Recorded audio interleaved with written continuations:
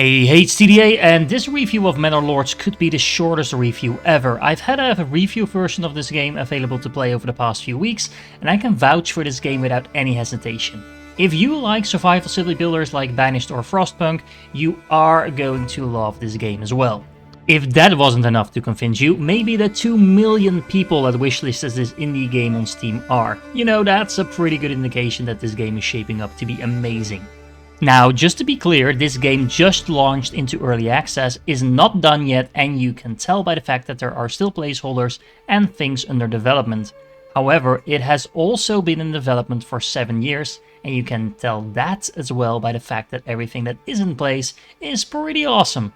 The premise of the game is simple and familiar. You start out with a small group of families that are looking to settle down and start their own village. You start cutting down some trees, send out some gatherers to find food, and build a few homes to get your village going. What is different from other games is that you don't have individual workers, but instead you assign entire families to work a specific type of job. This means you'll see quite a bit of activity around your village from the start without having to deal with large numbers of workers. There are also some little tweaks to systems that make so much sense. I can't believe similar games don't use this more. For example, you will need to use oxen to move around heavy items like logs, but you can also use them to plow fields more efficiently.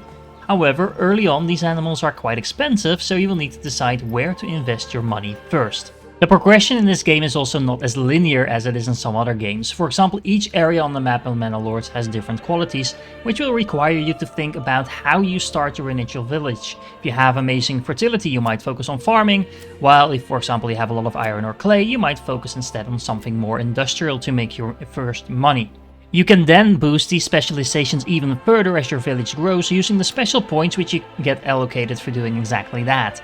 These bonuses will have a massive influence on how you play, which provides quite a bit of variation between different games. The production chains themselves are also done in quite an original way. There is the typical buildings like a woodcutter that you build in order to produce specific items, but you can also specialize the homes of your families. For example, you might ask them to keep some goats or chickens to provide some passive hides or food, even if their day job is something completely different. Later on, some upgrades actually turn their entire homes into specialized buildings themselves. If you keep your family sheltered, fed and clothed, your approval rating will rise and more people will join your village, assuming you have empty homes available. This will then allow you to increase your production even more to even more advanced materials and start up trade networks to make you even more money. Of course, there will also be bandits looking out to steal your precious materials or even attack your village itself. You can rally and arm your peasants or hire mercenaries to defend your own village. The combat system works somewhat similar to that of games like Total War, with groups of villagers acting as bands of troops fighting together, which you can then specialize and upgrade with different weapons and armor. You can use these same troops to go and attack rival cities later on as well. For those of you that don't like fighting in their city builders, you can turn off these things and set the victory conditions to something more peaceful, like reaching a certain level of your town. Oh, did I mention the game looks amazing visually, even allows you to walk as a lord through your own town, and has a great soundtrack? Not the most important things, but it doesn't hurt.